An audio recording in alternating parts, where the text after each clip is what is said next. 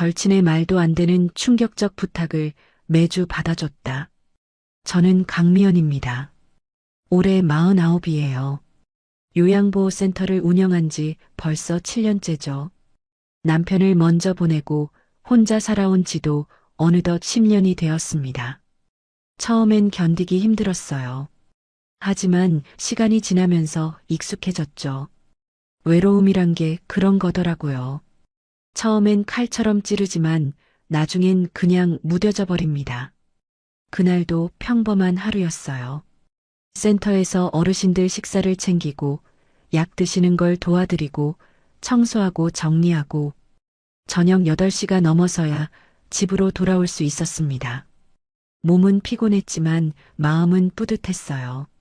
누군가에게 필요한 사람이라는 게 감사했거든요. 집에 도착해 현관문을 열자마자 핸드폰이 울렸습니다. 화면에 뜬 이름은 윤세라. 제 절친이죠. 고등학교 때부터 지금까지 30년을 함께한 친구예요. 전화를 받았습니다. 여보세요, 세라야. 전화기 너머로 들려온 건 세라의 울먹이는 목소리였어요. 미연아, 미안해. 정말 미안한데 심상치 않았습니다. 세라는 원래 당찬 성격이거든요. 이렇게 울먹이는 목소리는 처음 들어봤어요. 왜 그래? 무슨 일 있어? 미연아, 나 정말 말하기 창피한데. 세라는 한참을 망설이더니 작은 목소리로 말했습니다. 태준이가, 우리 남편이 말이야. 매일 밤 날 괴롭혀. 순간 무슨 말인지 이해가 안 갔어요. 태준은 세라의 남편이죠. 피부과 원장입니다. 제가 아는 한 굉장히 신사적이고 부드러운 사람이었거든요. 괴롭힌다니? 무슨 소리야? 밤마다 그걸 강요해. 내가 싫다고 해도 안 들어. 폭력까지는 아닌데. 계속 압박하고 협박하고. 미연아, 나 미칠 것 같아. 전화기를 쥔 손에 힘이 들어갔습니다. 세라의 목소리가 너무 절박했어요. 그럼 거절하면 되잖아. 남편이라도 싫으면 안 된다고 말해야지. 그게 안 돼. 태준이는 내가 거절하면 무섭게 변해. 물건을 집어던지고 소리 지르고. 미연아, 나 진짜 무서워. 가슴이 답답해졌습니다. 세라가 이렇게까지 힘들어하는 줄 몰랐어요. 그래서 나한테 전화한 거야? 응. 미연아, 부탁 하나만 들어줄래? 뭔가 불길한 예감이 들었습니다. 하지만 세라의 울먹이는 목소리를 들으니 거절할 수가 없었어요. 무슨 부탁인데?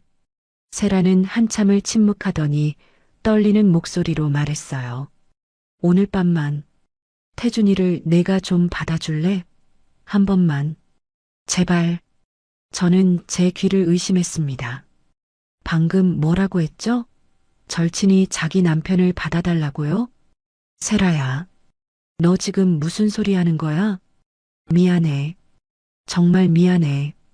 하지만 달리 방법이 없어. 태준이는 욕구가 너무 강해. 내가 거절하면 집안이 난장판이 돼. 하지만 내가 한 번만 받아주면, 오늘 밤만 넘기면 돼. 손이 떨렸습니다. 이게 말이 되나요? 아무리 친한 친구라도 이런 부탁을요? 세라야, 정신 차려. 그건 안 돼. 절대 안 돼. 미연아, 나 진짜 죽을 것 같아. 한 번만, 딱 한 번만 부탁할게. 나중에 뭐든지 다 갚을게. 전화를 끊어야 했어요. 당장 끊고 이 미친 대화를 없던 일로 만들어야 했습니다. 하지만 그러지 못했죠.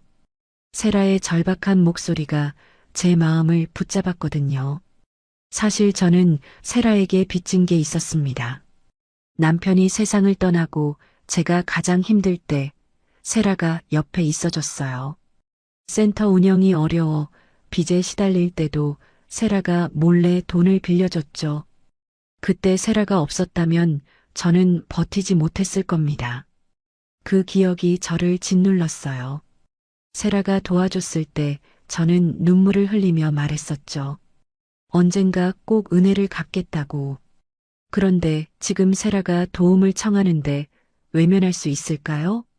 정말 딱 한 번만이야? 제 입에서 그런 말이 나왔습니다. 스스로도 믿기지 않았어요. 응, 정말 한 번만. 고마워, 미연아. 넌 정말 내 친구야. 전화를 끊고 나서야 정신이 들었습니다. 저는 방금 뭘 한 거죠? 이게 옳은 일인가요? 머리가 복잡했어요. 하지만 이미 약속을 해버렸습니다. 그날 밤 하태준이 제 집을 찾아왔어요. 초인종이 울렸을 때 심장이 터질 것 같았습니다. 문을 열었죠. 태준은 평소와 다름없이 부드러운 미소를 짓고 있었어요. 미연 씨, 세라한테 들었어요. 이렇게까지 도와주다니. 정말 감사합니다. 태준의 목소리는 침착했습니다. 마치 이게 당연한 일인 것처럼요. 저는 아무 말도 할 수 없었어요. 그저 멍하니 서 있을 뿐이었죠. 태준은 현관을 지나 거실로 들어왔습니다. 마치 제 집이 자기 집인 것처럼 자연스럽게요. 저는 그 모습을 보며 소름이 돋았어요. 이 사람 정말 이상하지 않나요? 미연 씨, 너무 긴장하지 마세요. 우리 그냥 서로 돕는 거잖아요. 태준이 웃으며 말했습니다. 서로 돕는다고요? 이게 도움인가요? 저는 입술을 깨물었어요. 그날 밤이 지나갔습니다. 저는 제 자신이 너무 더러웠어요. 거울을 볼 수가 없었죠. 샤워를 3번이나 했지만 깨끗해지는 느낌이 들지 않았습니다. 새벽에 태준이 돌아갔어요. 문을 나서며 태준은 제 어깨를 가볍게 두드렸습니다. 다음에 또 뵙죠. 그 말이 무슨 뜻인지 저는 알 수 없었어요. 다음이라니? 한 번만이라고 했잖아요. 다음 날 아침 세라에게 전화가 왔습니다. 미연아, 어젯밤 정말 고마워. 덕분에 우리 집이 조용했어. 저는 씁쓸하게 웃었어요. 조용했다고요? 그게 다인가요? 세라야, 이게 마지막이야. 절대 다시는 이런 부탁하지 마. 알았어, 알았어. 다시는 안 그럴게. 정말 고마워. 세라의 목소리는 밝았습니다. 어제의 울먹임은 온데간데 없었어요. 저는 전화를 끊고 한숨을 쉬었죠. 하지만 그게 끝이 아니었습니다. 일주일 후 세라에게 다시 전화가 왔어요. 저녁 9시쯤이었습니다. 전화벨이 울렸을 때 저는 본능적으로 알았어요. 또 그 부탁이구나. 미연아, 미안해. 또 한 번만. 세라의 목소리는 지난주와 똑같이 울먹이고 있었습니다. 저는 한숨을 쉬었어요. 세라야, 지난주에 마지막이라고 했잖아. 알아. 나도 알아. 근데 태준이가 또 그러기 시작했어. 미연아, 제발. 한 번만 더. 저는 거절하려 했습니다. 당연히 거절해야 했어요. 하지만 입이 떨어지지 않았죠. 세라의 절박함이 그리고 제 죄책감이 저를 짓눌렀습니다. 세라야, 제발 미연아, 너밖에 없어. 결국 저는 또 허락하고 말았어요. 그날 밤에도 태준이 왔습니다.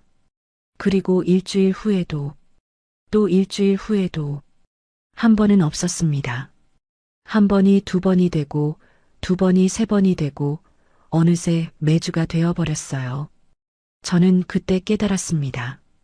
좋은 사람에게만 벌어지는 가장 잔인한 일이 시작되었다는 걸. 이건 도움이 아니었습니다. 이건 지옥의 시작이었어요. 매주 금요일이 되면 저는 불안했습니다. 세라의 전화가 올 시간이 다가오기 때문이죠. 그리고 예상은 빗나간 적이 없었어요. 매주 정확히 저녁 9시쯤 세라의 전화가 왔습니다. 미연아, 오늘도. 이제는 말을 끝까지 하지 않아도 알 수 있었어요. 저는 그냥 한숨을 쉬며 대답했죠. 알았어. 처음엔 세라가 미안해했습니다. 울먹이며 죄송하다고 이게 마지막이라고 말했어요. 하지만 이제는 그런 말도 없었습니다. 그저 당연하다는 듯이 부탁하고 저는 당연하다는 듯이 받아들였죠. 이상했어요. 저는 왜 이러고 있는 걸까요? 왜 거절하지 못하는 걸까요? 밤마다 거울을 보며 스스로에게 물었습니다. 강미연, 너는 지금 뭘 하고 있는 거야? 하지만 답은 나오지 않았어요. 아니, 나오지 않는 게 아니라 답을 외면하고 있었는지도 모르죠. 저는 그냥 외로웠습니다. 10년 동안 혼자 살아왔어요. 센터 일이 끝나면 텅 빈 집으로 돌아가는 게 일상이었죠. 누군가 제 집을 찾아온다는 것, 누군가 저를 필요로 한다는 것. 그게 비록 왜곡된 형태라 해도 저는 그 관계를 끊어버릴 용기가 없었습니다. 태준의 태도는 점점 달라졌어요. 처음엔 조심스러웠습니다. 마치 저에게 미안한 것처럼 행동했죠. 하지만 이제는 달랐어요. 세 번째 방문부터 태준은 제 집에 들어서며 현관 비밀번호를 물었습니다. 미연 씨, 비밀번호 알려주세요. 매번 초인종 누르기 불편하잖아요. 저는 말문이 막혔어요. 비밀번호를요? 그건 너무 과한 거 아닌가요? 아니, 그건 좀. 왜요? 우리 이제 가족 같은 사이 아닙니까? 태주는 웃으며 말했습니다. 가족이라고요? 저는 손이 떨렸지만 결국 비밀번호를 알려주고 말았어요. 그날부터 태주는 초인종을 누르지 않았습니다. 그냥 문을 열고 들어왔죠. 마치 자기 집처럼요. 저는 그게 너무 불편했어요. 하지만 뭐라고 말할 수 없었습니다. 어느 날 밤 태준이 거실에 앉아 주위를 둘러봤어요. 벽에 걸린 가족 사진이 그의 시선을 끌었습니다. 남편과 함께 찍은 사진, 아들의 어린 시절 사진들이죠. 미연 씨 아드님, 지금 대학생이죠? 태준이 물었습니다. 저는 고개를 끄덕였어요. 네. 군대 갔다가 이제 복학했어요. 그래요? 잘생겼네요. 엄마 닮아서. 태준은 일어나 사진 앞으로 다가갔습니다. 그리고 액자를 쓰다듬기 시작했어요. 저는 그 모습을 보며 소름이 돋았습니다. 왜 아들 사진을 만지는 거죠? 행복해 보이네요, 이 사진. 태준이 말했습니다. 하지만 그의 표정은 이상했어요. 웃고 있는데 눈은 웃지 않았습니다. 뭔가 비틀린 감정이 그 얼굴에 어려 있었죠. 요즘도 아드님하고 연락 자주 해요? 가끔요. 그래요. 아들은 소중하니까요. 잘 챙겨야죠. 태주는 액자를 내려놓으며 저를 돌아봤습니다. 그 눈빛이 섬뜩했어요. 마치 위협하는 것 같았습니다. 아들을 건드리지 말라는 무언의 경고를 보내고 싶었지만 입이 떨어지지 않았어요. 태준의 말투도 달라졌습니다. 5번째 방문쯤부터였을 거예요. 태준은 제 옆에 앉으며 말했죠. 미연 씨는 세라보다 훨씬 나아요. 저는 그 말에 얼어붙었습니다. 뭐라고요? 세라는 맨날 싫다고 징징대잖아요. 근데 미연 씨는 조용하고 말 잘 듣고 훨씬 좋아요. 태주는 웃으며 말했습니다. 저는 말할 수 없이 불쾌했어요. 세라를 그렇게 비교하다니요. 그리고 저를 칭찬한다고요? 이건 칭찬이 아니었습니다. 이건 모욕이었어요. 그런 말하지 마세요. 제가 작게 말했습니다. 태주는 눈썹을 올리며 저를 봤어요. 왜요? 사실이잖아요. 미연 씨가 훨씬 편해요. 세라는 제 친구예요. 그렇게 말하지 마세요. 태주는 잠시 침묵하더니 웃었습니다. 차갑게요. 친구요? 그래요, 친구.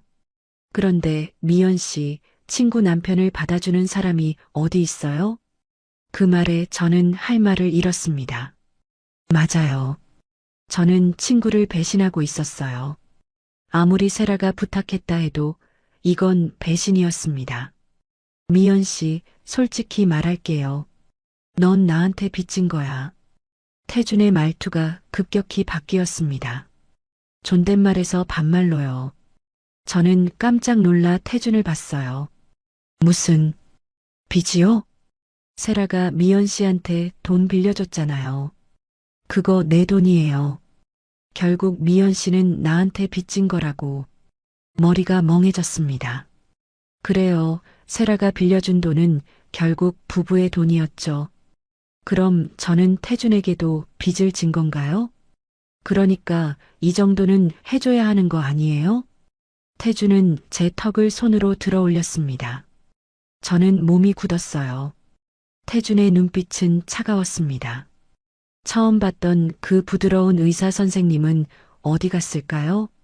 지금 제 앞에 있는 건 완전히 다른 사람이었어요. 알았죠? 저는 고개를 끄덕일 수밖에 없었습니다. 태준은 만족한 듯 웃으며 자리에서 일어났어요. 밤이 깊어갔습니다. 태준이 돌아간 후 저는 침대에 누워 천장을 바라봤어요. 눈물이 흘러내렸습니다. 저는 왜 이렇게 된 걸까요? 어디서부터 잘못된 걸까요? 세라를 도와주고 싶었을 뿐이에요. 친구가 힘들어하니까 한 번만 도와주려 했던 겁니다. 그런데 이제는 제가 갇혀버렸어요. 태준이라는 사람에게, 죄책감이라는 감정에게요. 저는 너무 외로웠던 걸까요? 그래서 이 왜곡된 관계라도 붙잡고 싶었던 걸까요? 아니면 정말로 세라에게 진 빚 때문에 거절하지 못한 걸까요? 답은 모르겠습니다. 다만 한 가지는 확실했어요. 저는 점점 깊은 곳으로 빠져들고 있었습니다.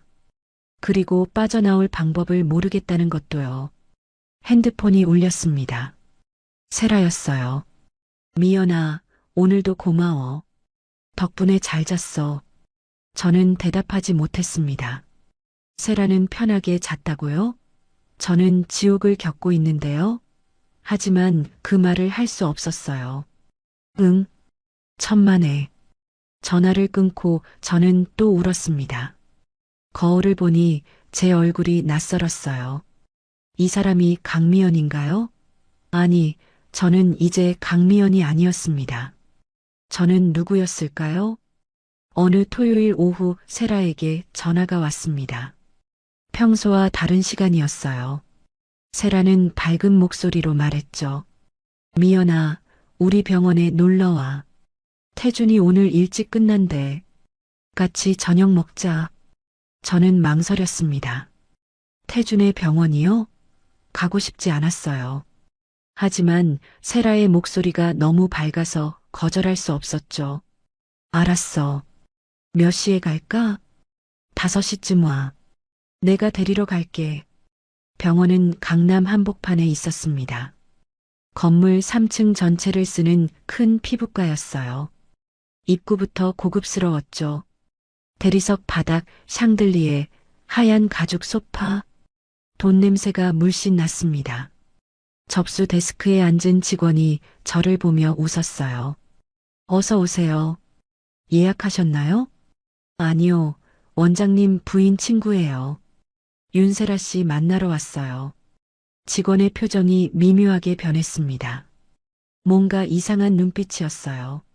하지만 곧 웃으며 말했죠. 아, 네. 잠시만 기다리세요. 대기실에 앉아 주위를 둘러봤습니다. 환자들은 대부분 여성이었어요. 젊고 예쁜 여자들이 많았죠. 그들은 잡지를 보거나 핸드폰을 만지며 순서를 기다리고 있었습니다. 그때 복도에서 목소리가 들렸어요. 2명의 여직원이 수군거리고 있었습니다. 또 새로운 사람 온 거 아니야? 누구? 방금 들어온 그 사람? 응. 원장님 부인 친구래. 이번엔 친구까지 데려오네. 세라 언니도 참. 어떻게 그걸 용납해? 저는 귀를 의심했습니다. 지금 저에 대해 이야기하는 건가요?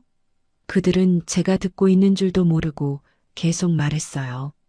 근데 원장님 진짜 대단하긴 해. 어떻게 저렇게 많은 여자들을. 쉿, 조용히 해. 들려. 2 사람은 입을 다물고 사라졌습니다. 저는 가슴이 답답했어요. 많은 여자들이라니요? 태준이 저 말고도 다른 사람들과요? 그때 한 여성이 다가왔습니다. 27쯤 돼 보이는 젊은 여자였어요. 하얀 가운을 입고 있었죠. 목에 걸린 이름표에는 피부관리사 나혜림이라고 적혀 있었습니다. 혹시 세라 언니 친구분이세요? 예림은 조심스럽게 물었습니다. 저는 고개를 끄덕였어요. 네, 맞아요. 예림은 잠시 저를 바라봤습니다. 그 눈빛이 묘했어요. 동정 같기도 하고, 걱정 같기도 하고, 아니면 두려움 같기도 했죠. 저기, 혹시 시간 있으세요? 잠깐 할 말이 있는데. 무슨 말인데요? 예림은 주위를 둘러보더니 작은 목소리로 말했습니다. 여기선 곤란하고, 잠깐 옥상으로 같이 가실래요? 이상했어요. 처음 보는 사람인데 왜 저한테 할 말이 있다는 걸까요? 하지만 예림의 표정이 너무 절박해서 따라갔습니다. 옥상에는 아무도 없었어요. 예림은 문을 닫고 저를 돌아봤습니다. 그리고 조심스럽게 입을 열었죠. 언니, 원장님하고. 아시죠? 제 심장이 철렁 내려앉았습니다. 이 사람은 어떻게 알았을까요? 무슨 소리예요? 아는 척 안 하셔도 돼요. 저도 비슷한 경우거든요. 예림의 눈에 눈물이 고였습니다. 저는 말문이 막혔어요. 원장님 조심하세요. 그 사람 보통 아니에요. 무슨 뜻이죠? 예림은 한숨을 쉬었습니다. 그리고 떨리는 목소리로 말했어요. 원장님은 여러 명이에요. 저만 그런 게 아니에요. 병원 직원들, 환자들, 심지어 부인 친구들까지. 머리가 어지러웠습니다. 여러 명이라고요? 저는 특별한 경우인 줄 알았어요. 세라를 도와주기 위해 어쩔 수 없이 시작된 일이라고 생각했죠. 하지만 예림의 말을 듣고 보니 저는 그저 태준의 수많은 피해자 중 한 명일 뿐이었습니다. 어떻게, 그럴 수가. 원장님은 사람을 조종하는데 천재예요. 약점을 잡고 빚을 만들고 죄책감을 심어놓죠. 그러고 나면 거절할 수 없게 만들어요. 예림의 말이 정확히 제 상황과 맞아떨어졌습니다. 저는 세라에게 진 빚 때문에 거절하지 못했어요. 태주는 그걸 알고 있었죠. 언니도 조심하세요. 원장님은 한 번 잡으면 절대 놓아주지 않아요. 예림은 제 손을 꽉 쥐었습니다. 그 손이 차갑게 떨리고 있었어요. 그럼 당신은 어떻게 벗어났어요? 벗어나지 못했어요. 아직도 여기서 일하고 있잖아요. 예림은 슬프게 웃었습니다. 그리고 주위를 둘러보며 말했죠. 도망가고 싶어요. 하지만 원장님이 제 가족 정보를 다 알아요. 제가 도망가면 가족들한테 연락한대요. 그래서 못 가요. 저는 소름이 돋았습니다. 태준도 제 아들 사진을 만지지 않았나요? 그것도 협박이었던 걸까요? 언니, 지금이라도 정리하세요. 더 깊어지기 전에요. 예림은 간절하게 말했습니다. 저는 대답할 수 없었어요. 이미 너무 깊이 들어온 것 같았거든요. 예림아. 갑자기 아래층에서 목소리가 들렸습니다. 태준이었어요. 예림의 얼굴이 하얗게 질렸습니다. 제가 불렸나 봐요. 언니 조심하세요. 정말로요. 예림은 황급히 계단으로 내려갔습니다. 저는 홀로 옥상에 남았어요. 차가운 바람이 불어왔죠. 여러 명이라는 말이 머릿속을 맴돌았습니다. 저는 태준에게 특별한 사람이 아니었어요. 그저 조종당하는 피해자 중 하나였죠. 잠시 후 세라가 올라왔습니다. 미연아, 여기 있었네. 찾았잖아. 내려가자. 태준이 기다려. 세라는 아무것도 모르는 얼굴로 웃고 있었어요. 저는 세라를 보며 생각했습니다. 세라도 알까요? 태준이 얼마나 많은 여자들과 관계를 맺고 있는지. 아니면 모르는 척하는 걸까요? 병원을 나오며 복도에서 또 수군거림이 들렸습니다. 원장님, 오늘도 늦게 퇴근하시나 봐. 누구 차례야 오늘? 글쎄, 새로운 환자 있잖아. 그 사람 아닐까? 직원들은 마치 일상처럼 이야기하고 있었어요. 태준의 행동이 병원 전체에 공공연한 비밀이었던 겁니다. 모두가 알고 있었죠. 세라만 빼고요. 아니, 어쩌면 세라도 알면서 모른 척하는 걸지도 몰라요. 저녁 식사 내내 저는 밥이 넘어가지 않았습니다. 태주는 태연하게 웃으며 이야기했어요. 세라는 행복해 보였죠. 하지만 저는 알았습니다. 이 모든 게 거짓이라는 걸요. 집으로 돌아오는 길, 저는 예림의 말을 떠올렸습니다. 지금이라도 정리하라고요. 하지만 어떡해요? 이미 너무 깊이 들어왔는데. 태주는 절대 저를 놓아주지 않을 거예요. 그날 밤 저는 잠들 수 없었습니다. 병원에서 본 것들이 계속 떠올랐어요. 수군거리는 직원들, 예림의 떨리는 손, 태준의 차가운 미소, 모든 게 악몽 같았습니다. 저는 태준의 수많은 피해자 중 한 명일 뿐이었어요. 특별하지도 유일하지도 않았죠. 그저 조종당하는 인형 중 하나였습니다. 그 사실이 저를 더욱 비참하게 만들었어요. 그날도 태준이 왔습니다.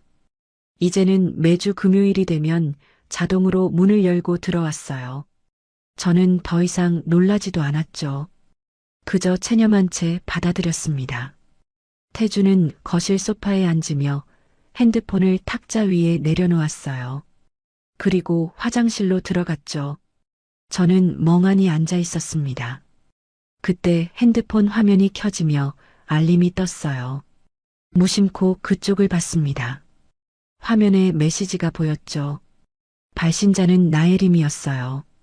원장님, 어제처럼 울지 않을게요. 그 언니처럼 무섭지 않아요.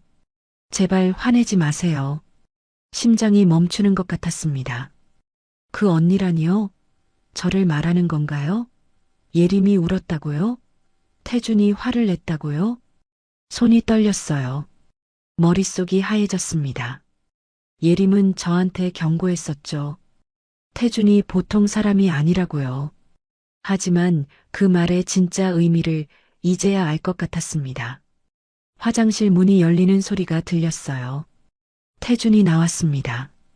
저는 재빨리 고개를 돌렸죠. 하지만 태준은 제 표정을 읽었나 봐요. 뭐 봤어요? 태준의 목소리가 차갑게 변했습니다. 저는 아무렇지 않은 척 말했어요. 아무것도요. 거짓말하지 마세요. 내 핸드폰 봤죠? 태준은 핸드폰을 집어들고 화면을 확인했습니다. 예림의 메시지를 본 거예요. 태준의 얼굴이 굳어졌죠. 이거 본 거예요? 저는 대답하지 못했습니다. 태준은 한숨을 쉬며 소파에 앉았어요. 미연 씨, 오해하지 마세요. 예림이는 좀 예민한 애예요. 별거 아닌 일에도 울고 그래요. 별거 아닌 일이요? 제 목소리가 떨렸습니다. 태준은 저를 빤히 쳐다봤어요. 그래요, 별거 아니에요. 미연 씨는 신경 쓸 필요 없어요. 그 언니가 저를 말하는 거죠? 태준은 잠시 침묵했습니다. 그리고 웃었어요. 비웃듯이요? 그래요. 예림이가 미연 씨를 좀 무서워해요. 당연하잖아요. 미연 씨가 선배니까.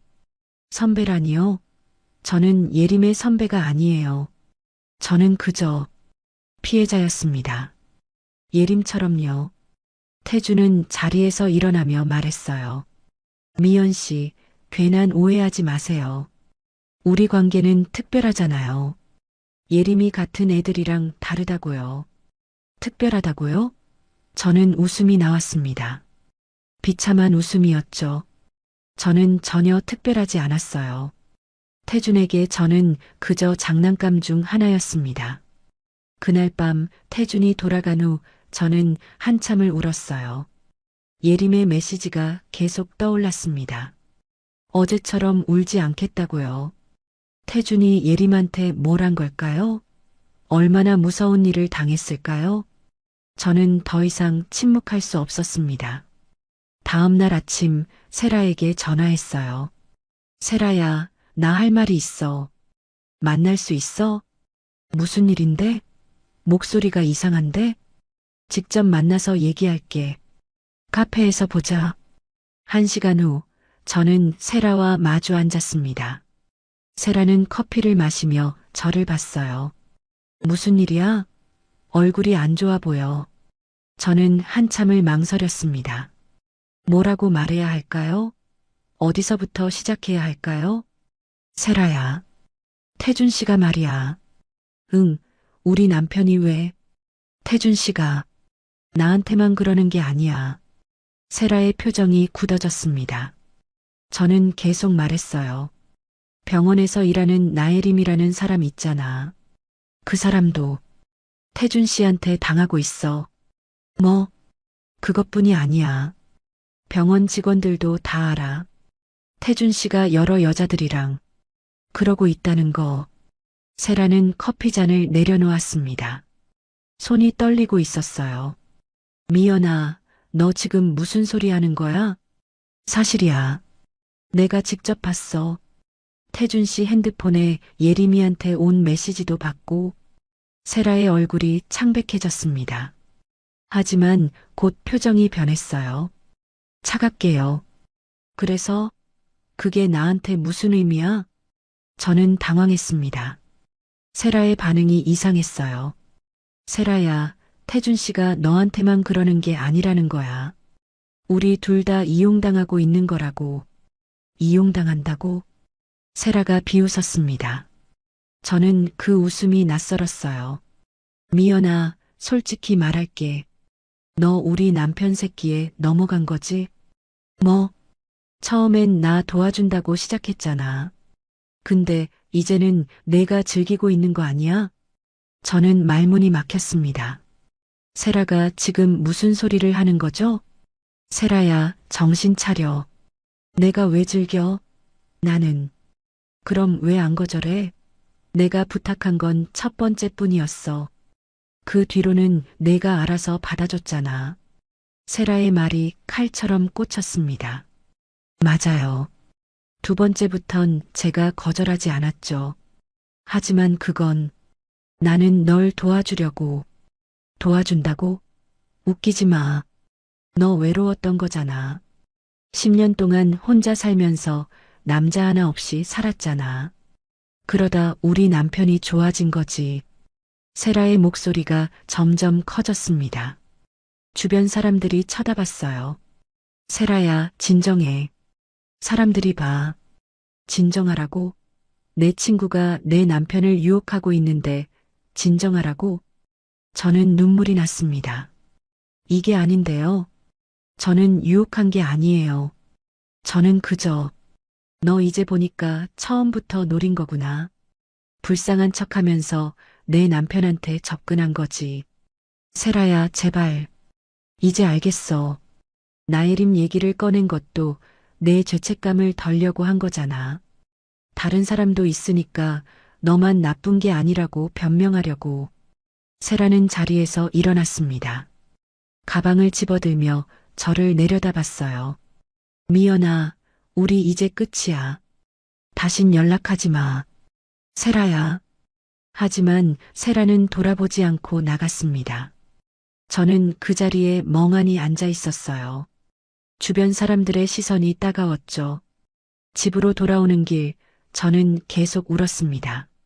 세라가 저를 오해했어요. 아니, 오해가 아니라 믿고 싶지 않았던 걸지도 몰라요. 남편이 여러 여자들과 관계한다는 사실을 인정하고 싶지 않았던 거죠. 그래서 저를 공격한 겁니다. 제가 유혹했다고, 제가 즐긴다고 말하면서요. 그게 세라한테는 더 편한 진실이었을 거예요. 핸드폰이 울렸습니다. 태준이었어요. 미연 씨, 세라한테 무슨 말 했어요? 태준의 목소리가 차갑게 가라앉아 있었습니다. 세라가 방금 울면서 전화했어요. 당신이 나랑 예림이 얘기를 했다면서요? 저는 대답하지 못했어요. 미연 씨, 쓸데없는 짓 하지 마세요. 세라는 약한 사람이에요. 진실을 감당 못해요. 그럼 거짓말 속에서 살라는 거예요? 그게 세라한테는 더 나아요. 당신도 알잖아요. 태주는 전화를 끊었습니다. 저는 핸드폰을 쥔 채 주저앉았어요. 세라와의 우정이 금이 갔습니다. 30년을 함께한 친구였는데요. 태준 때문에 모든 게 망가져 버렸어요. 저는 이제 완전히 혼자가 되었습니다. 세라도 잃고 저 자신도 잃어버렸죠. 밤이 되자 세라에게 문자가 왔습니다. 다신 연락하지 마. 내가 내 남편한테 뭘 한 건지 다 알아. 넌 이제 내 친구가 아니야. 저는 문자를 읽고 또 울었습니다. 모든 게 꼬여버렸어요. 저는 누구를 도우려 했던 걸까요? 결국 모두를 잃고 말았습니다. 세라와 싸운 후 일주일이 지났습니다. 저는 태준에게 전화했어요. 더 이상 할 수 없다고 말하려고요. 태준 씨, 이제 그만했으면 좋겠어요. 전화 너머로 태준의 차가운 웃음이 들렸습니다. 그만요? 미연 씨가 결정할 일이 아닌데요.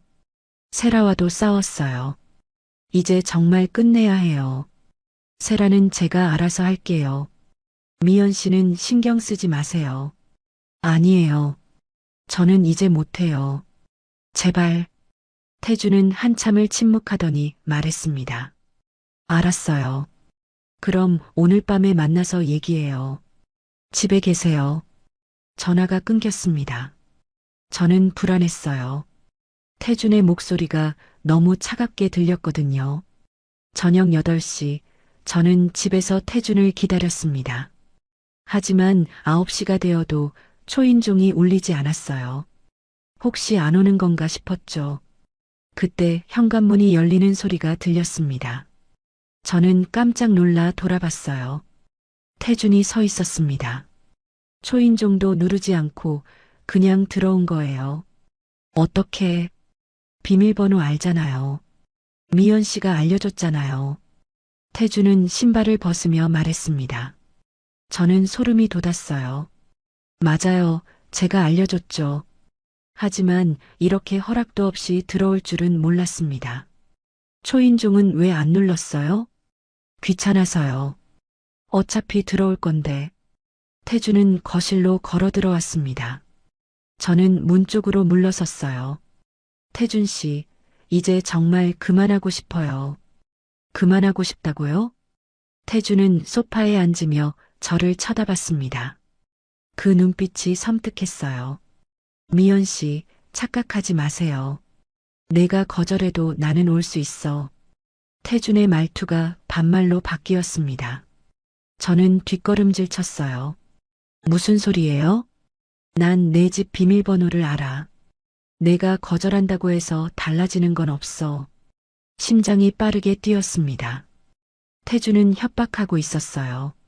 제가 원하든 원하지 않든 올 수 있다고요. 비밀번호를 바꾸면 돼요. 바꿔봐. 그럼 더 재미있어지겠네.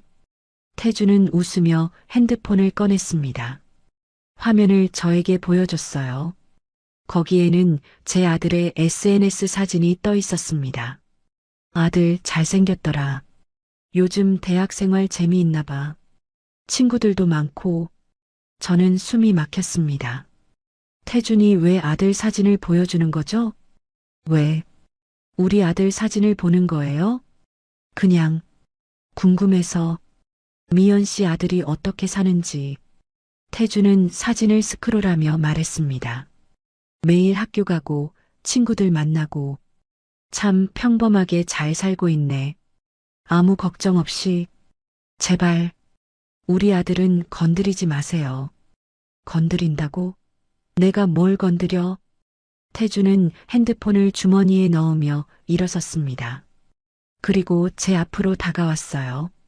미연 씨, 난 그냥 아들 얘기를 한 것뿐이야. 근데 왜 그렇게 민감하게 반응해? 당신이 협박하는 거잖아요. 협박? 천만에. 난 단지 미연 씨 가족에 관심이 있을 뿐이야. 그게 나쁜 건가? 태주는 제 어깨에 손을 올렸습니다. 저는 몸이 얼어붙었어요. 미연 씨, 우리 관계를 끝내고 싶다고? 좋아. 그럼 끝내. 대신 그 순간부터 난 더 이상 참지 않을 거야. 무슨 뜻이에요? 세라한테 다 말할 거야. 내가 나를 유혹했다고. 내가 먼저 접근했다고. 어차피 세라는 이미 널 의심하고 있잖아. 저는 말문이 막혔습니다. 태준의 말이 맞았어요. 세라는 이미 저를 오해하고 있었죠. 그뿐이 아니야. 내 아들한테도 연락할 수 있어. 엄마가 무슨 짓을 하고 있는지 알려줄 수도 있고. 안 돼. 제발. 눈물이 흘러내렸습니다. 태주는 제 눈물을 보며 웃었어요. 그럼 선택해. 계속하든지 아니면 모든 게 망가지든지. 태주는 현관으로 걸어갔습니다. 문을 열며 돌아보더니 말했죠. 다음 주 금요일에 봐. 그때까지 잘 생각해. 문이 닫혔습니다. 저는 그 자리에 주저앉았어요. 완전히 무너졌습니다. 태주는 저를 완벽하게 통제하고 있었어요. 저는 선택권이 없었습니다. 다음 날 저는 예림에게 전화했습니다. 예림의 번호는 세라 핸드폰에서 몰래 저장해뒀었어요. 여보세요? 예림 씨, 저 강미연이에요. 기억하시죠? 아, 네. 무슨 일이세요? 만나서 얘기할 수 있을까요? 할 말이 있어요. 예림은 잠시 망설이더니 대답했습니다. 알았어요. 병원 근처 카페에서 봐요.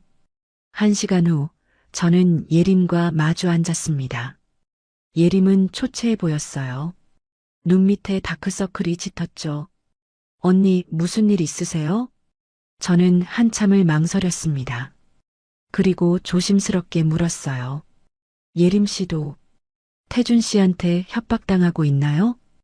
예림의 얼굴이 창백해졌습니다. 손이 떨리기 시작했어요. 어떻게, 저도 당하고 있어요. 그래서 당신도 그런가 싶어서요. 예림은 고개를 숙였습니다. 눈물이 뚝뚝 떨어졌어요. 언니, 저 정말 힘들어요. 무슨 일이 있었어요?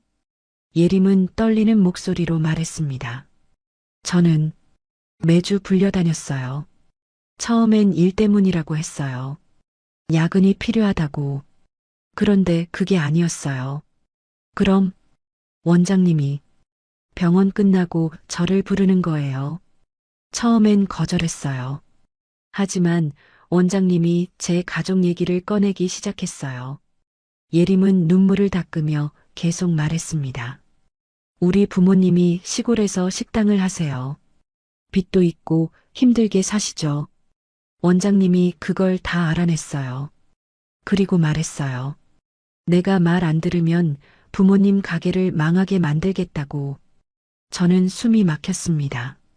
태주는 예림의 부모님까지 조사한 거예요. 그래서 어쩔 수 없이 따라갔어요. 처음엔 한 번만이라고 했어요. 하지만 한 번이 2번 되고 2번이 3번 되고 이제는 매주예요. 경찰에 신고하면 안 돼요? 예림은 고개를 저었습니다. 증거가 없어요. 원장님은 너무 조심스러워요. 절대 흔적을 남기지 않아요. 제가 신고해봤자 제 말만 있을 뿐이에요. 그럼 그냥 당하고 있는 거예요? 네. 저는 도망갈 수도 없어요. 원장님이 제 모든 걸 알고 있거든요. 예림은 제 손을 잡았습니다. 그 손이 너무 차가웠어요. 언니, 저만 그런 게 아니에요. 뭐라고요? 병원에 다른 사람들도 있어요. 환자 중에도 있고요. 원장님은 여러 명을 동시에 조종하고 있어요. 머리가 어지러웠습니다. 태주는 조직적으로 움직이고 있었던 거예요. 여러 여자들의 약점을 잡고 협박하고 통제했던 겁니다. 우리 어떻게 해야 해요? 예림은 눈물을 흘리며 말했습니다. 모르겠어요. 저도 방법을 모르겠어요. 그냥 견디는 수밖에요. 우리는 한참을 말없이 앉아 있었습니다. 두 명의 피해자가 카페에서 눈물만 흘리고 있었죠. 저는 그날 깨달았습니다. 저는 혼자가 아니었어요. 예림도 그리고 이름 모를 다른 여자들도 같은 고통을 받고 있었습니다. 태주는 우리 모두를 덫에 가둬놓았어요. 집으로 돌아오는 길 저는 생각했습니다. 이대로 계속 당하고만 있을 순 없다고요. 하지만 어떻게 벗어날 수 있을까요? 태주는 너무 완벽하게 우리를 통제하고 있었습니다. 그날 밤 저는 잠들 수 없었어요. 태준의 얼굴이, 예림의 눈물이, 아들의 사진이 계속 떠올랐습니다. 저는 완전히 갇혀버렸어요. 출구가 보이지 않는 어둠 속에요. 그날은 화요일 오후였습니다. 센터에서 어르신들 점심 식사를 준비하고 있었어요. 평범한 일상이었죠. 그런데 갑자기 밖에서 큰 소리가 들렸습니다. 강미연, 나와. 세라의 목소리였어요. 저는 깜짝 놀라 창문을 내다봤습니다. 세라가 센터 앞에 서 있었어요. 얼굴이 벌겋게 상기되어 있었죠. 세라야. 저는 황급히 밖으로 나갔습니다. 어르신들이 무슨 일인가 싶어 쳐다보고 있었어요. 세라야, 왜 이래? 안으로 들어가서 얘기하자. 안으로? 웃기지 마. 세라가 소리쳤습니다. 지나가던 사람들이 멈춰서서 우리를 쳐다봤어요. 남편 뺏어간 년이 뭐가 떳떳하다고 안으로 들어가자고 그래. 심장이 멎는 것 같았습니다. 세라가 큰 소리로 그런 말을요? 세라야, 진정해. 사람들이 다 보잖아. 보면 어때? 다들 알아야지. 내가 어떤 년인지. 세라는 제 팔을 붙잡았습니다. 손톱이 파고들어 아팠어요. 넌 내 친구 행세하면서 내 남편을 유혹했어. 30년 동안 친구라고 믿었는데 넌 뒤에서 날 배신하고 있었어. 아니야, 세라야. 그게 아니라. 뭐가 아니야? 태준이가 다 말했어. 내가 먼저 유혹했다고. 외롭다면서 남자가 필요하다고 했다며? 저는 말문이 막혔습니다. 태준이 거짓말을 한 거예요. 제가 먼저 유혹했다고요? 세라야, 그건 거짓말이야. 태준 씨가 거짓말하는 거야. 거짓말? 내 남편이 왜 거짓말을 해? 오히려 넌 계속 거짓말했잖아. 세라의 목소리가 더 커졌습니다. 센터 앞에 사람들이 모여들기 시작했어요. 내가 널 얼마나 믿었는데 남편 잃고 힘들 때 도와줬잖아. 돈도 빌려줬고. 근데 넌 이렇게 날 배신해? 세라야, 제발 들어봐. 내가 설명할게. 설명? 무슨 설명을 해? 내가 우리 남편이랑 자고 있다는 걸 어떻게 설명할 건데? 주변 사람들이 웅성거리기 시작했습니다. 저는 얼굴이 화끈거렸어요. 모든 사람들이 저를 손가락질하고 있었습니다. 세라야. 강미연, 넌 정말 최악이야. 친구를 이렇게 배신하다니. 난 널 절대 용서 못해. 세라는 저를 밀쳤습니다. 저는 비틀거리며 뒤로 물러났어요. 세라는 눈물을 흘리며 돌아섰죠. 다들 들었죠? 이 여자 조심하세요. 친구 남편도 뺏어가는 여자예요. 세라는 그렇게 소리치고 떠났습니다. 저는 그 자리에 멍하니 서 있었어요. 주변 사람들의 시선이 칼날 같았습니다.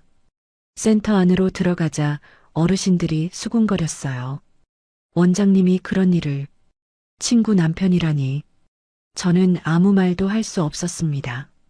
그냥 사무실로 들어가 문을 닫았죠. 그리고 주저앉아 울었어요. 핸드폰이 울렸습니다. 태준이었어요. 미연 씨, 세라 만났죠? 태준의 목소리는 차분했습니다.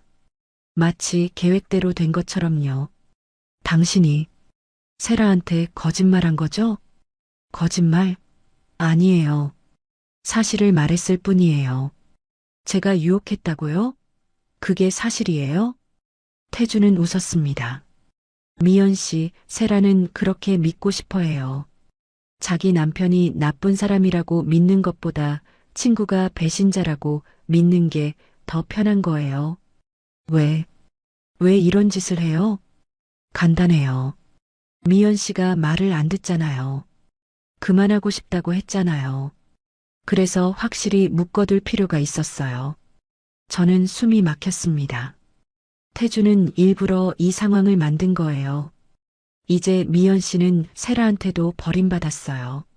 주변 사람들한테도 손가락질 받고요. 이제 의지할 사람은 나밖에 없어요. 미쳤어요. 당신 정말 미쳤어요. 미쳤다고요? 아니에요. 난 그냥 현실적일 뿐이에요. 미연 씨, 이제 선택권이 없어요. 나한테 잘 보이는 수밖에요. 전화가 끊겼습니다. 저는 핸드폰을 바닥에 내던졌어요. 화면이 깨졌지만 신경 쓰이지 않았습니다. 태주는 저를 완벽하게 고립시켰어요. 세라를 이용해서 제 평판을 망쳤죠. 이제 센터 주변 사람들은 모두 저를 손가락질할 겁니다. 친구 남편을 뺏은 나쁜 여자라고요. 다음 날 센터의 어르신들 가족들에게서 전화가 오기 시작했습니다. 원장님, 저희 어머니 다른 센터로 옮기려고요. 이유가 뭔가요? 그냥요. 환경을 바꿔보려고요. 거짓말이었어요. 다들 어제 일을 들었던 겁니다.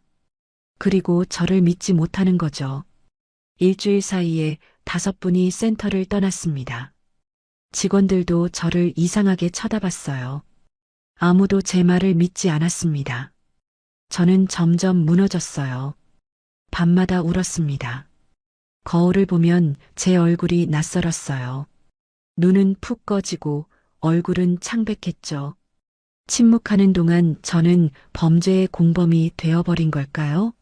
처음 세라의 부탁을 받았을 때 거절했어야 했어요. 그때 경찰에 신고했어야 했죠. 하지만 저는 침묵했습니다. 그리고 그 침묵이 저를 여기까지 끌고 왔어요. 어느 날 저녁 센터에서 혼자 청소하고 있었습니다. 문이 열리는 소리가 들렸어요. 태준이었습니다. 미연 씨, 혼자 있네요. 어떻게 여기를 찾아왔죠? 요즘 힘들어 보여서. 태준은 제 앞으로 다가왔습니다. 저는 물러섰어요. 가까이 오지 마세요. 왜요? 이제 나밖에 없잖아요.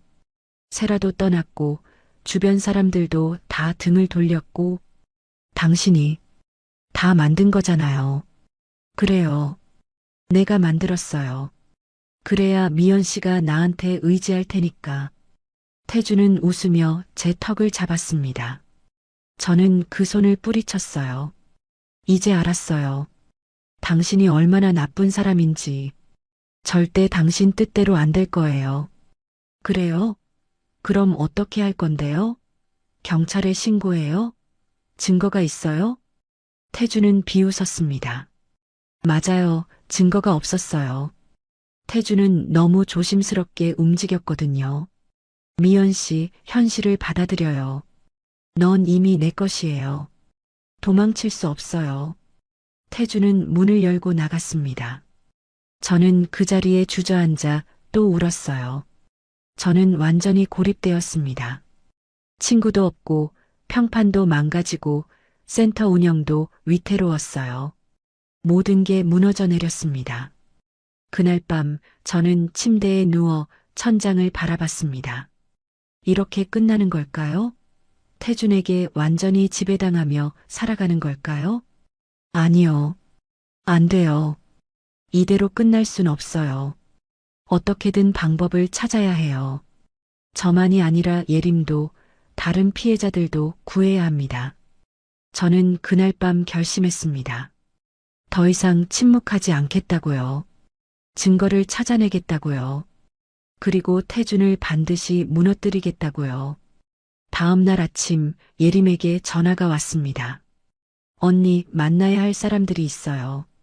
무슨 사람들? 우리처럼. 원장님한테 당한 사람들이요. 저는 심장이 두근거렸습니다. 예림의 목소리에는 결연함이 있었어요. 어디서 만날까요? 조용한 카페로 올게요. 주소 보낼게요. 1시간 후, 저는 외진 곳에 있는 카페에 도착했습니다. 예림이 먼저 와 있었어요. 그리고 그 옆에는 3명의 여자가 더 앉아 있었죠. 언니, 이쪽이에요. 예림이 손짓했습니다.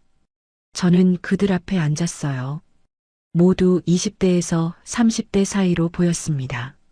안녕하세요. 저는 강미연이에요. 저는 김지수예요. 병원 환자였어요. 저는 박민지요. 전에 병원에서 일했었어요. 이서연이에요. 지금도 병원에서 간호사로 일하고 있어요. 4명의 여자가 차례로 자기소개를 했습니다. 모두 태준의 피해자였어요. 예림이 입을 열었습니다. 언니, 저희가 모인 이유는 하나예요. 더 이상 참지 않기로 했어요. 어떻게요? 증거가 없잖아요. 증거를 만들 거예요. 예림은 가방에서 작은 녹음기를 꺼냈습니다. 저 이걸 가지고 다니기 시작했어요. 원장님이 협박할 때마다 녹음하고 있어요. 민지가 핸드폰을 꺼내며 말했습니다. 저는 원장님이 환자들한테 불법 시술하는 거 동영상으로 찍었어요. 무면허 시술이요. 이거 걸리면 의사 면허 박탈이에요. 지수가 노트를 펼쳤습니다. 저는 피해자 명단을 만들고 있어요. 지난 3년간 원장님한테 피해 입은 사람들이요. 지금까지 12명 확인했어요. 저는 입이 떡 벌어졌습니다. 12명이요? 태주는 저보다 훨씬 더 많은 사람을 해친 거예요. 서연이 말했습니다. 언니, 우리 혼자서는 못 이겨요. 하지만 함께하면 달라요. 증거를 모으고 있어요. 충분히 모이면 경찰에 고발할 거예요. 저는 눈물이 났습니다. 이 여자들은 포기하지 않고 있었어요. 저처럼 무너지지 않았습니다. 저도 도울게요. 뭐든지 할게요. 예림이 제 손을 잡았습니다. 언니, 원장님이 언니한테 협박할 때 녹음해요. 그리고 문자 메시지 있으면 다 캡처하고요. 알았어요. 우리는 그날부터 움직이기 시작했습니다. 태준의 협박을 녹음하고 메시지를 저장하고 불법 행위를 기록했어요. 2주가 지났습니다. 증거는 점점 쌓여갔어요. 태준의 협박 녹음, 불법 시술 동영상, 피해자 진술서. 충분했습니다. 그날 우리는 경찰서에 가기로 했습니다. 하지만 그 전에 할 일이 있었어요. 세라에게 진실을 알려주는 것이었죠. 저는 세라에게 문자를 보냈습니다. 세라야, 만나자. 내가 꼭 알아야 할 게 있어. 1시간 후 세라가 카페에 왔습니다. 얼굴이 여위어 있었어요. 뭔데? 세라의 목소리는 차갑게 가라앉아 있었습니다. 앉아. 세라는 마지못해 앉았습니다. 저는 준비해온 파일을 꺼냈어요. 이거 봐. 뭔데 이게? 태준 씨의 진짜 모습이야. 파일 안에는 모든 증거가 들어 있었습니다. 녹음 내용을 풀어쓴 문서, 불법 시술 사진, 피해자 명단, 협박 문자 캡처본. 모든 게 거기 있었어요. 세라는 서류를 넘기며 얼굴이 점점 창백해졌습니다. 이게 뭐야? 태준 씨는 나만 괴롭힌 게 아니야. 12명이 넘어. 병원 직원들, 환자들, 심지어 미성년자도 있어. 거짓말. 거짓말이 아니야. 다 증거가 있어. 저는 녹음 파일을 재생했습니다. 태준의 목소리가 흘러나왔어요. 내가 거절해도 나는 올 수 있어. 내 집 비밀번호 알잖아. 가족들한테 다 말할 거야. 내가 어떤 여자인지. 넌 나한테 빚진 거야. 갚아야지. 세라의 손이 떨리기 시작했습니다. 눈에서 눈물이 흘러내렸어요. 이게 진짜야? 응. 태준 씨는 처음부터 우릴 다 조종하고 있었어. 너도 나도 다른 사람들도. 나는 몰랐어. 세라는 고개를 떨구며 울기 시작했습니다. 미연아, 미안해. 정말 미안해. 세라야, 내가 우리 남편을 유혹했다고 생각했어. 태준이가 그렇게 말해서 난 그 말을 믿었어. 세라는 의자에서 일어나 제 앞에 무릎을 꿇었습니다. 미연아, 용서해줘. 널 오해했어. 널 의심했어. 센터 앞에서 소리 지르고 정말 미안해. 저는 세라를 일으켜 세웠습니다. 일어나. 내 잘못이 아니야. 아니야, 내 잘못이야. 난 내 말을 믿었어야 했어. 30년 친구잖아. 근데 난 남편 말만 믿었어. 세라는 제 손을 꽉 잡았습니다. 그 사람은 괴물이야. 난 몰랐어. 우리 남편이 그런 사람인 줄. 나도 몰랐어. 우리 모두 몰랐어. 세라는 한참을 울었습니다. 저도 같이 울었어요. 우리는 둘 다 태준의 피해자였습니다. 미연아, 나도 도울게. 뭐든지 할게. 그 사람 반드시 벌받게 해야 해. 고마워, 세라야. 우리는 껴안았습니다. 깨졌던 우정이 다시 이어지는 순간이었어요. 다음 날 우리는 경찰서로 갔습니다. 5명의 피해자가 함께요. 세라도 함께했습니다. 경찰관 앞에 증거들을 쌓아놓았어요. 녹음 파일, 동영상, 문자 캡처, 진술서, 모든 게 거기 있었습니다. 이 사람을 고발합니다. 성폭력, 협박, 불법 의료 행위로요. 경찰관은 자료를 검토하더니 고개를 끄덕였습니다. 충분한 증거네요. 바로 수사 착수하겠습니다. 그날 오후 태준이 체포되었습니다. 병원에서 환자를 보던 중이었죠. 경찰이 들이닥쳤을 때 태준의 얼굴은 창백해졌어요. 무슨 일이십니까? 하태준 씨죠? 성폭력 및 협박 혐의로 긴급 체포합니다.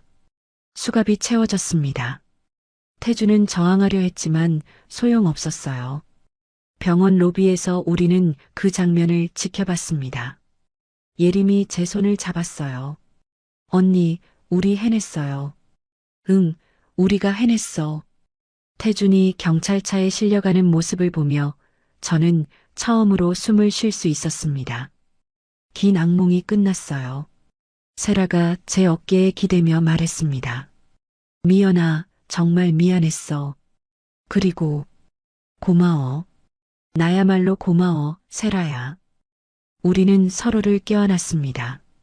5명의 여자가 함께 울고 웃었어요. 오랜 어둠이 지나고 드디어 빛이 보였습니다. 태준의 체포 소식은 빠르게 퍼져나갔습니다. 다음 날 아침 모든 언론이 그 사건을 보도했어요. 유명 피부과 원장, 성폭력 및 협박 혐의로 구속. 피해자 12명, 3년간 조직적 범죄, 불법 의료 행위까지 드러나 의사 면허 취소 수순. 뉴스를 보며 저는 실감이 나지 않았습니다. 정말 끝난 걸까요? 매주 찾아오던 그 악몽이요? 일주일 후 태준의 병원은 폐쇄되었습니다.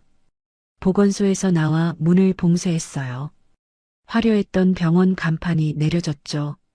저는 예림, 세라와 함께 그 모습을 지켜봤습니다. 끝났네요. 예림이 조용히 말했습니다. 응, 끝났어. 세라가 제 손을 잡았어요. 우리는 말없이 서 있었습니다. 긴 싸움이 드디어 끝났어요. 재판은 한 달 후에 시작되었습니다. 우리는 모두 법정에 섰어요. 증인석에서 하나씩 진술했죠. 태준은 변호사 옆에 앉아 있었습니다. 예전처럼 당당하지 않았어요. 고개를 숙이고 있었죠. 판사가 물었습니다. 피고인, 혐의를 인정합니까? 태준은 한참을 침묵하다가 대답했습니다. 인정합니다. 법정이 술렁거렸어요. 저는 안도의 한숨을 쉬었습니다. 태준이 끝까지 부인할까봐 걱정했거든요. 판결이 나왔습니다. 징역 7년, 의사면허 영구 박탈, 피해자들에게 손해배상, 법정을 나오며 예림이 울었습니다. 이번엔 기쁨의 눈물이었어요. 언니, 우리 이겼어요. 응, 우리가 이겼어. 저는 예림을 껴안았습니다. 세라도 함께 껴안았어요. 우리는 한참을 그렇게 서 있었습니다. 그날 저녁 우리는 5명의 피해자들과 함께 모였습니다. 조용한 식당에서 저녁을 먹었어요. 건배할까요? 지수가 잔을 들었습니다. 우리의 용기에 그리고 새로운 시작에 건배. 우리는 잔을 부딪혔습니다. 처음으로 마음 편하게 웃을 수 있었어요. 민지가 말했습니다. 언니들, 우리 계속 연락하고 지내요. 혼자가 아니라는 게 얼마나 큰 힘이 되는지 이제 알잖아요. 그래, 우리 계속 연락하자. 우리는 약속했습니다. 서로를 잊지 않기로요. 힘들 때 기댈 수 있는 사람들이 되기로요. 센터로 돌아온 후 변화가 생겼습니다. 떠났던 어르신들이 다시 돌아오기 시작했어요. 원장님 사정을 알았어요. 언론 보고 알았죠. 원장님이 피해자였다는 거. 괜찮으세요? 다시 올게요. 직원들도 태도가 바뀌었습니다. 저를 다시 존중해주기 시작했어요. 오해가 풀린 거죠. 어느 날 오후 세라가 센터를 찾아왔습니다. 손에 꽃다발을 들고요. 미연아. 세라야, 왜 왔어? 그냥 너 보고 싶어서. 세라는 꽃을 건네며 말했습니다. 미연아, 나 이혼했어. 정말? 응. 더 이상 태준이랑 살 수 없더라. 변호사 선임했고 다음 달에 이혼 확정돼. 힘들지 않아? 아니. 오히려 시원해. 이제야 자유로운 것 같아. 세라는 웃었습니다. 오랜만에 보는 진짜 웃음이었어요. 미연아, 내가 새로 시작하려고 작은 카페 열 거야. 항상 꿈꿨던 거잖아. 정말 잘 됐다. 너도 와줘야 해. 단골 1호로. 그럼 당연하지. 우리는 껴안았습니다. 30년 우정이 다시 단단해지는 걸 느낄 수 있었어요. 예림도 새로운 길을 찾았습니다. 피부과를 그만두고 사회복지를 공부하기 시작했어요. 언니, 저 성폭력 피해자들 돕는 상담사가 되고 싶어요. 좋은 생각이야. 제가 겪은 일을 헛되지 않게 하고 싶어요. 다른 사람들도 도울 수 있다면. 예림의 눈빛은 밝았습니다. 더 이상 두려움에 떨지 않았어요. 6개월이 지났습니다. 저는 센터 앞 벤치에 앉아 있었어요. 석양이 지고 있었습니다. 세라가 옆에 앉았습니다. 뭐 생각해? 그냥 지난 일들 생각하고 있어. 많이 힘들었지? 응, 정말 힘들었어. 매주 금요일이 되면 지옥이었어. 저는 한숨을 쉬었습니다. 세라야, 내가 처음 내 부탁을 받았을 때 거절했어야 했어. 그랬으면 이런 일도 없었을 거야. 미연아, 그건 내 잘못이 아니야. 태준이가 잘못한 거지. 알아. 근데 그때는 몰랐어. 한 번만 도와주면 될 줄 알았거든. 나도 미안해. 내가 그런 부탁을 한 게 잘못이었어. 세라가 제 손을 잡았습니다. 근데 미연아, 우리 이겨냈잖아. 같이. 맞아. 같이 이겨냈지. 저는 세라를 봤습니다. 그리고 깨달았어요. 혼자였으면 못 이겼을 거예요. 예림이 없었다면, 다른 피해자들이 없었다면, 그리고 세라가 돌아오지 않았다면요. 세라야, 고마워. 다시 돌아와줘서. 나야말로 고마워. 포기하지 않아줘서. 우리는 석양을 바라봤습니다. 아름다운 노을이 펼쳐져 있었어요. 저는 깨달았습니다.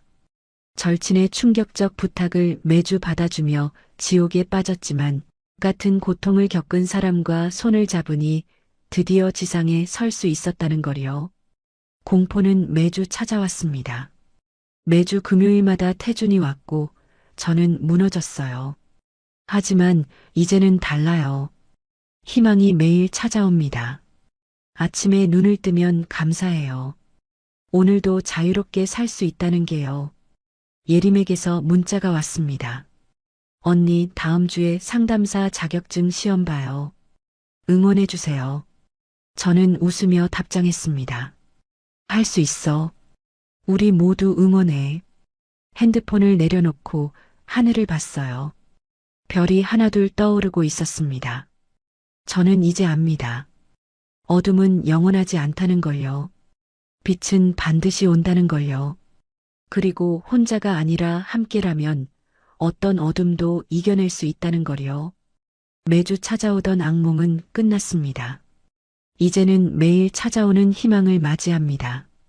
저는 다시 살아갈 수 있어요. 세라와 예림과 그리고 저 자신과 함께요. 센터 문을 열고 들어가며 저는 미소 지었습니다. 내일도 모레도 저는 계속 걸어갈 거예요. 더 이상 두렵지 않습니다. 이제는 자유니까요. 자유니까요. 자유니까요. 자유니까요. 자유니까요.